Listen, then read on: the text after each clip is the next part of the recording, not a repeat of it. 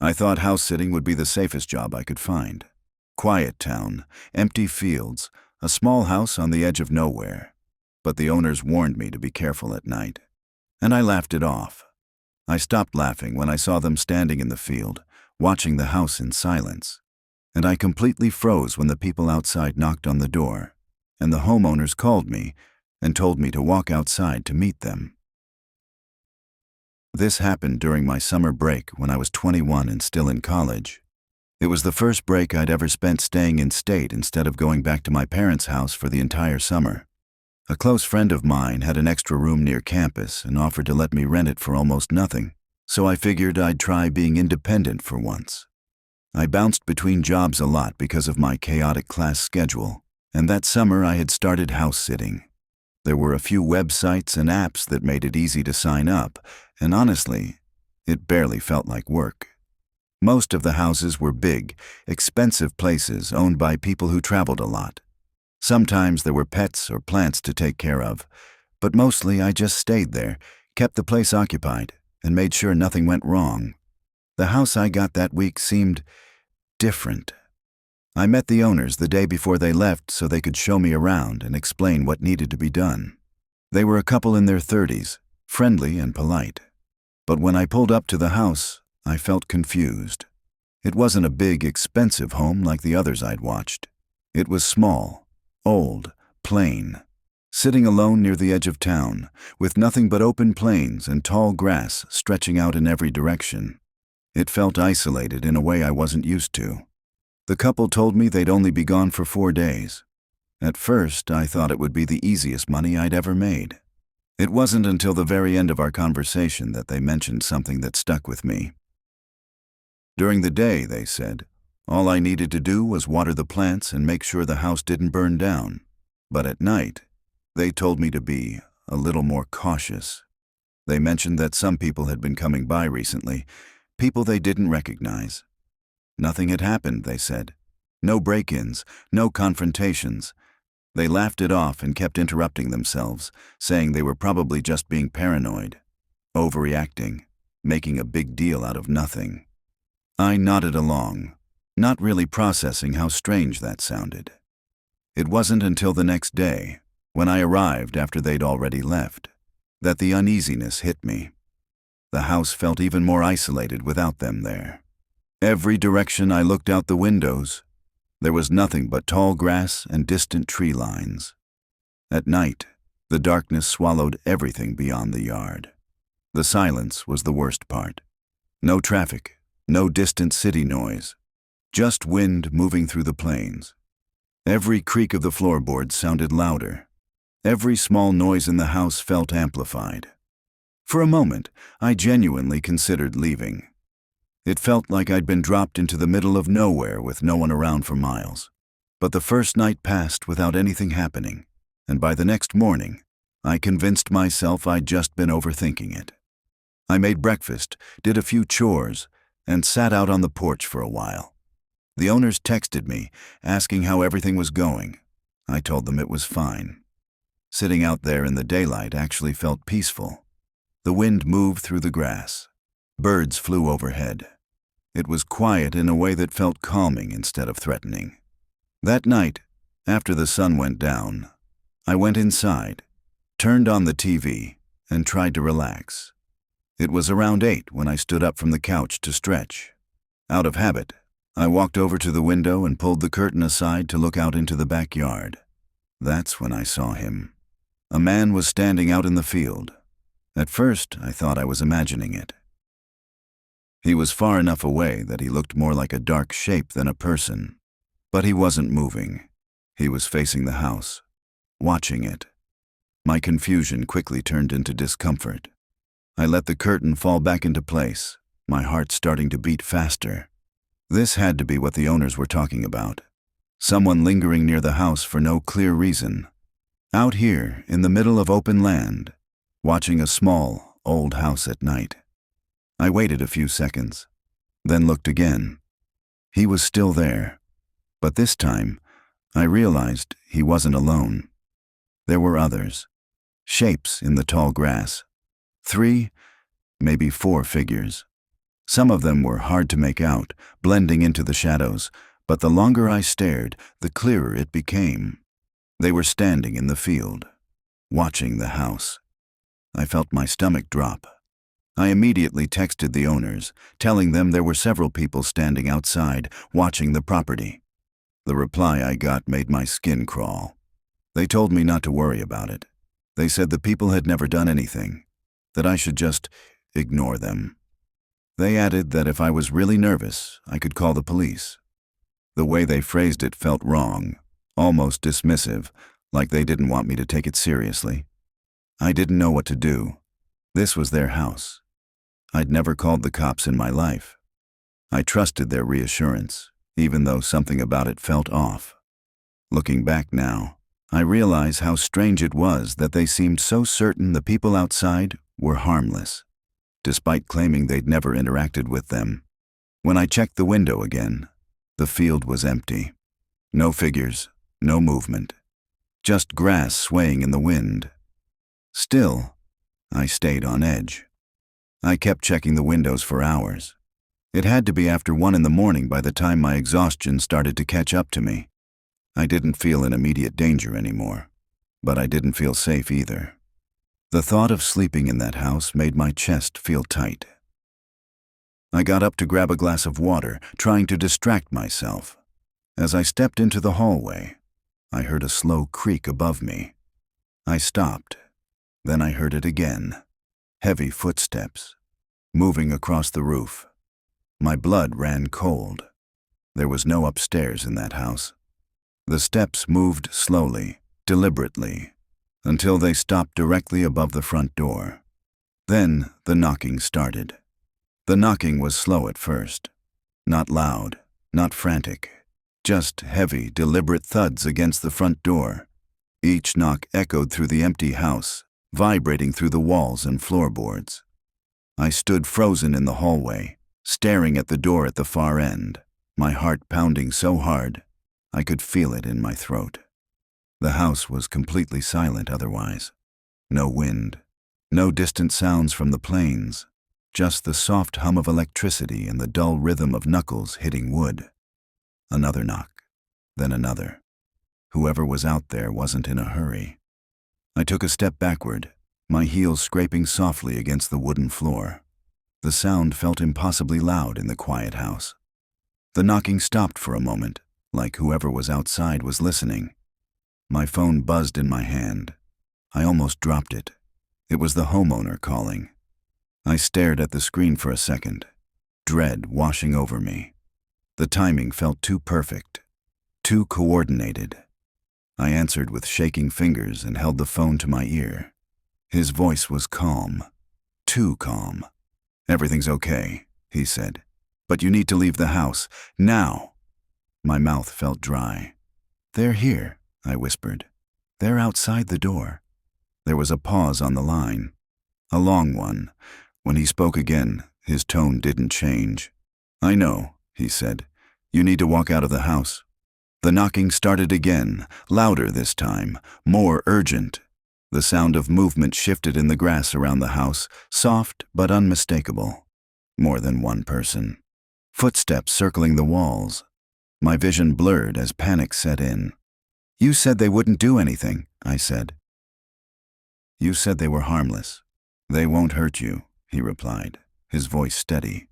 "Just walk outside, get in your car and leave." It hit me then.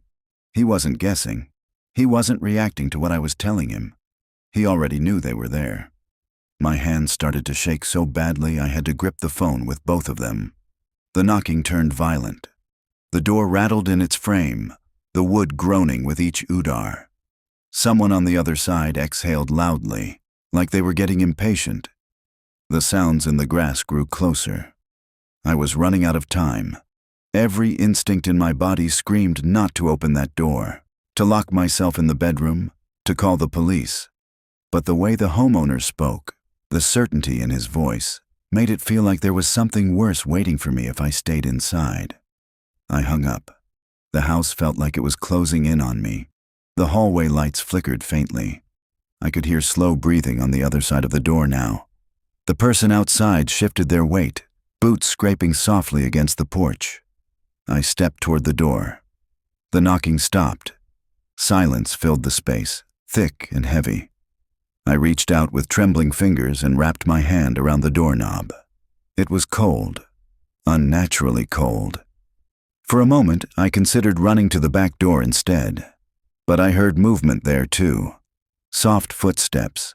Someone brushing against the siding. I opened the front door. 2 older men stood on the porch. They were rugged-looking, faces lined with age and something else I couldn't name. Their expressions were completely empty. No anger, no curiosity, no emotion at all. They didn't step forward. They didn't speak. They just stood there staring at me. Behind them, in the tall grass, I could hear others moving. Shapes shifted in the darkness, barely visible in the dim porch light. The night was dead silent otherwise. I felt like prey stepping out of a trap. My legs moved on their own. I stepped past the 2 men, my entire body trembling, and walked down the porch steps. None of them touched me. None of them said a word. They simply turned their heads to follow me as I crossed the yard and got into my car. The moment I slammed the door shut, I started the engine and peeled out of the driveway, gravel spraying behind me. I didn't look back. I drove until the house was nothing but a dark shape in my mirrors. My hands were locked around the steering wheel, knuckles white. My breathing came in short, shallow gasps. Only once I was miles away did I start to feel the adrenaline drain from my body. I pulled over on the side of the road and called the homeowner back. The call didn't go through. I tried again. Blocked. That's when the weight of what had happened finally settled in. They hadn't wanted me there. Not really. I was never meant to be safe in that house. I was just a temporary presence. Something disposable. Something that could be moved out of the way when those people came back. I thought about calling the police, but doubt crept in. It wasn't my house. The owners hadn't asked me to call. What would I even tell them? That a group of silent men stood in a field and knocked on a door? That the homeowner told me to walk outside and leave? By the time I made it back to my friend's place near campus, the sky was starting to lighten. I didn't sleep that night. Even now, years later, I don't know what was really happening at that house. Who those people were, why they watched it, why the owners were so calm about it, or why they wanted me gone the moment those men showed up. All I know is this: if I hadn't listened, if I had stayed inside that house, I don't think they would have waited much longer to come in. Next story. I thought the worst thing about working the night shift was the loneliness. Miles of empty roads, blinding snow, no one around for hours. But that night I realized the silence wasn't peaceful at all. Because when you're the only one out there, you're also the only one who can hear the screaming. And by the time I understood what I was hearing, I was already standing in front of a house where someone was about to die. I work for the city as a general contractor, doing whatever work needs to be done around town. A lot of it is seasonal. In winter, that mostly means driving a snowplow through neighborhoods, clearing roads after storms, salting streets that freeze over at night, and cleaning up areas the day crews didn't get to. Every winter, I volunteer for night shifts. Most people hate them. I always preferred them. The roads are empty. No traffic, no pedestrians, no impatient drivers riding your bumper while you work. Just you, the truck, and the snow. That night, I clocked in at the city warehouse at 10 p.m. A massive snowstorm had rolled into town a few hours earlier. Thick snow was already piling up, and the wind was so strong it felt like it was trying to push the plows sideways on the road. I checked the route I'd been assigned, grabbed the keys, and climbed into the plow truck. Even the streets that had already been cleared earlier in the evening were getting buried again. Visibility was terrible. The snow came down in heavy sheets, swallowing the road ahead of me. Luckily, no one else seemed to be driving. I headed toward the southeast part of town, the area I'd been assigned that night. I'd worked this route for years and knew it by memory. It was the oldest part of town, full of long, narrow roads and houses that had been standing there for decades. Some of the homes had been renovated or rebuilt over the years. Others still looked like they hadn't changed since the 70s. The land out there was valuable now, so people bought the old houses just to tear them down and build something new. The roads were the worst part. They weren't wide enough for 2 cars to pass comfortably, maybe 1.5 lanes at best. In a plow truck, you had to be careful. At night, it was easier because almost no one was out. I spent nearly 2 hours working the front half of the neighborhood. By the time I started heading deeper toward the back roads, it was close to 1 a.m. That's when I almost crashed into a car. It appeared out of nowhere in the blizzard, sitting dead in the middle of the road. I slammed on my brakes, the plow skidding slightly as the tires struggled for grip. The headlights cut through the snow just enough for me to see it. An old, beat-up dark red sedan. No hazard lights, no movement. There was no way around it. The road was too narrow. I waited. Nothing, no blinkers, no one stepping out.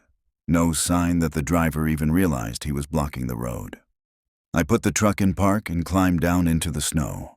The wind hit me instantly, cutting through my jacket. The street was buried under fresh powder, my boots sinking deep with every step. When I was only a few feet from the car, the driver's door suddenly swung open. A man stepped out. The first thing that hit me wasn't fear. It was how wrong he looked. He was thin, too thin. His hair was messy, like he hadn't washed it in weeks. His face looked exhausted, pale, and stretched tight over his bones. But his eyes were wide open, unblinking, staring past me instead of at me. He looked like someone who hadn't slept in days but was running purely on adrenaline. I started to ask if he was stuck, if he needed help, but the words died in my throat. Something about him made the question feel pointless. So instead, I asked, "Are you okay?" He mumbled something I couldn't hear over the wind. I stepped closer. "What?" He looked at me then, not really at me, through me, and quietly, almost under his breath, he said, "Leave." I thought I misheard him. "I'm just trying to help you," I said. His face twisted suddenly, and he raised his voice. "Leave!" There was something in his tone that made my stomach drop. Not anger. Not panic. Something worse. Something unstable. I took a step back. Before I could say anything else, he got back into his car and drove off, tires spinning in the snow as he disappeared down the dark road. I stood there for a moment, staring into the storm. Something was seriously wrong with that guy. I debated calling the police right then. I didn't have his plate number. I barely had a description. All I could really say was that a man was acting strangely in the middle of a blizzard. I told myself he was probably just having a breakdown. A bad night. Maybe drunk. Maybe mentally ill. I got back into the plow and continued my route. For the next 30 minutes, I didn't see a single car. The snow on the roads barely had any tire tracks at all. It looked like the entire neighborhood had shut down for the night, hiding inside from the storm. I was on autopilot, pushing snow off the streets, watching the swirling white ahead of me. Then I had to hit the brakes again. The same red car, stopped in the middle of the road. A different street this time. This section of road only had one house on it, set far back from the road, barely visible through the blowing snow. I waited. 30 seconds passed. Nothing. I tapped the horn. No response. My chest tightened. This wasn't normal. I called the police and started explaining the situation, telling them about the same car blocking multiple roads during the storm. While I was on the line, I stepped out again, planning to get the plate number. That's when I realized the car was empty. No one inside. The engine wasn't running. The doors were closed. The driver was gone. The operator was still talking in my ear when I heard it. A scream, faint at first, barely cutting through the wind. I thought maybe I imagined it. Then I heard it again. This time, there was no mistaking it. It came from the house at the end of the road. I saw the front door. It was wide open. Everything clicked at once. The empty car, the man disappearing. The open door, the screaming. Something horrible was happening inside that house. The operator told me to stay in my truck and wait for officers. I didn't listen. I ran. The snow came up to my knees in some spots, the wind nearly knocking me off balance. I shouted as I reached the porch, pushing the door open wider. The inside of the house was dark, except for a dim hallway light glowing from upstairs. And the screams. They were coming from the second floor. A woman's voice. Desperate, panicked, muffled by the sound of someone slamming their body into a door. I took the stairs 2 at a time. At the top, I saw him. The man from the car. He was throwing himself against a bedroom door, slamming his shoulder into it over and over, kicking it, screaming incoherently. He didn't even notice me at first. I grabbed him from behind and yanked him away from the door. That's when he turned on me. He fought like an animal, clawing, thrashing, trying to break free. We crashed into the hallway wall. I barely managed to keep him pinned. That's when I noticed the knife on the floor at the other end of the hall. It must have fallen from his pocket during the struggle. The realization hit me all at once. If I'd been a few seconds later, if I hadn't followed the scream. He finally ran out of energy, his body going slack under my weight. Minutes later, the police stormed the house and took him away in handcuffs. The woman behind the door was alive, shaken, terrified, but alive. Later, I learned it was his ex-wife's house. That was all the detail anyone ever gave me, and I still think about that first moment I met him on the road. How easily I could have just driven around. How easily I could have ignored him completely. Sometimes, the scariest thing isn't the darkness. It's the moment you realize you were the only thing standing between someone and something unspeakable. Next story. I thought night deliveries would be the safest job I'd ever had. Empty roads, quiet streets, no traffic. No people. But that night, someone followed me from one delivery to the next, from a dark apartment building to a quiet, suburban street. And when I realized he wasn't just following me, he was waiting for me to stop. I knew I wasn't going to make it home if I didn't run. Recently, I picked up a job doing overnight deliveries. A few companies around town hire people for this kind of work, and since I'd already been driving Uber for several years, it felt like a natural switch. The official title is Flex Driver, which basically means you use your own car, choose your own hours, and deliver packages late at night or early in the morning. I always chose overnight shifts.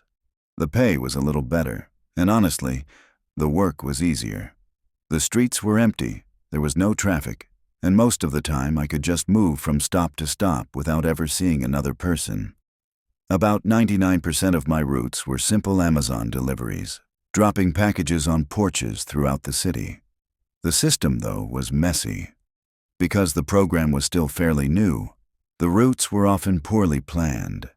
I'd get sent across town for one delivery, then 20 minutes in the opposite direction for the next. Long drives, scattered stops, no real pattern to it. That night I started late, around 11.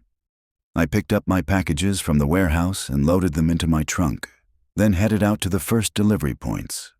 The first few went smoothly. Quiet neighborhoods, lights off in most houses. Just me, my car, and the glow of porch lights cutting through the dark.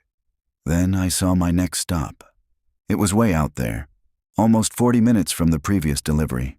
The app sent me through a part of town I wasn't familiar with, the kind of area you don't really pass through unless you have a reason to be there. Old buildings, poor lighting, streets that felt empty in a way that wasn't peaceful, more abandoned. When I checked the label, I noticed it had a unit number in the address. That usually meant an apartment complex. Those were always a pain at night. Locked lobbies, no access codes, no package rooms.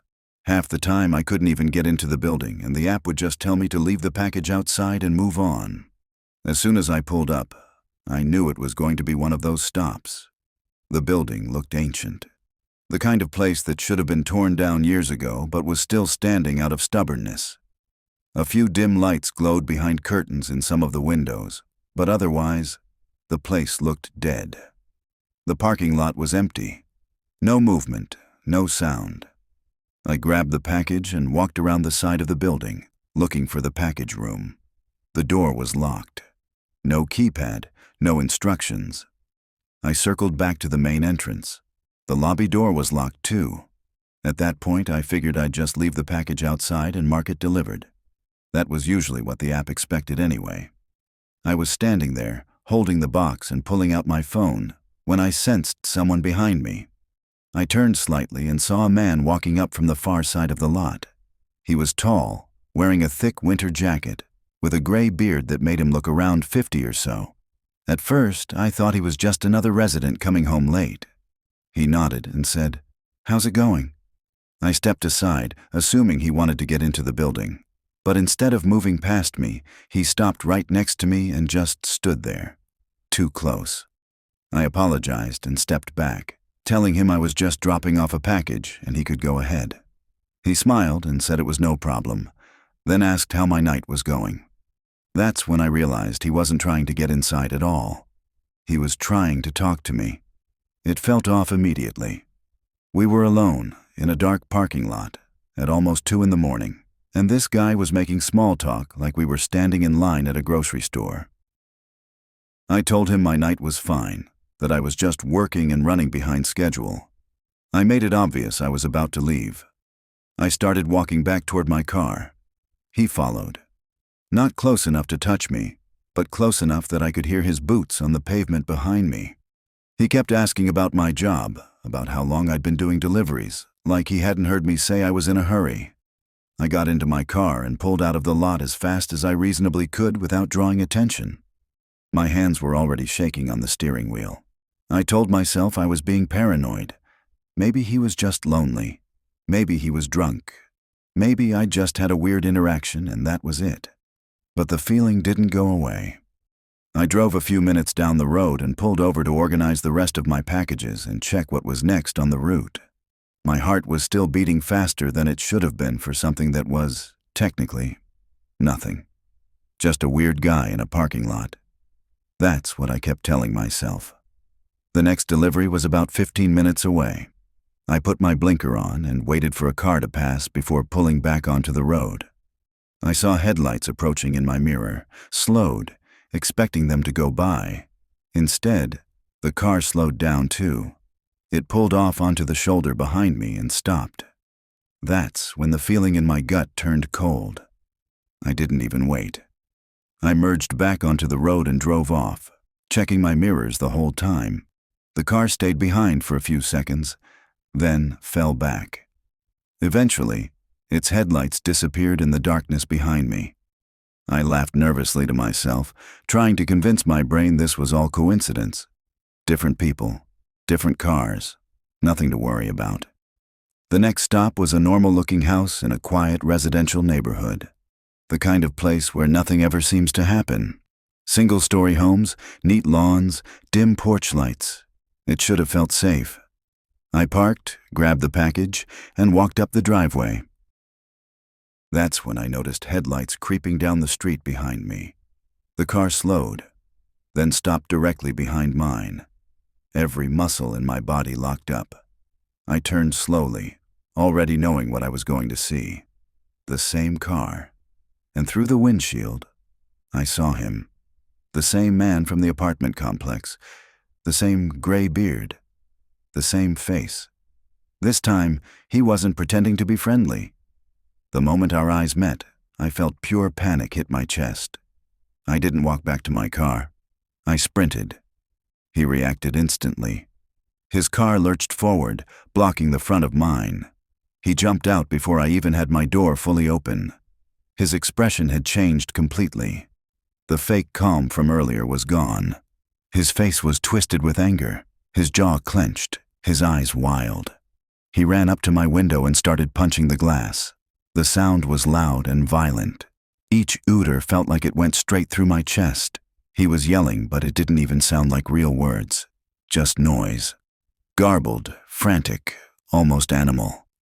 I threw the car into reverse, trying to get space, but he ran in front of me, slamming his hands down on the hood.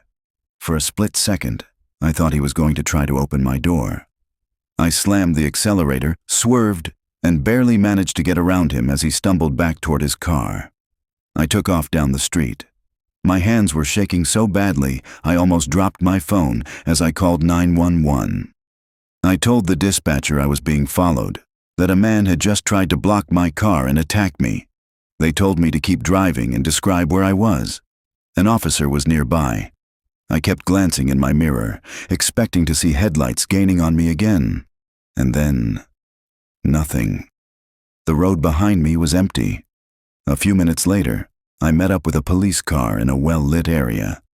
The officer listened as I tried to explain everything, my voice still unsteady, my chest tight with adrenaline. I fully expected this to be one of those situations where nothing ever comes of it. No plates, no name. Just another "be careful out there" story. But that wasn't how it ended. The man had used his real name when ordering the package at the apartment complex. The address was fake. One of the unit numbers didn't exist. But the name checked out. The police found him the next day, hanging around the same building again, waiting for another delivery. They said he was psychotic. No clear motive. No real explanation for what he'd tried to do. That answer didn't make me feel better. It made it worse. Because it meant he didn't need a reason, and if I hadn't run when I did, I don't think I would have gotten away at all.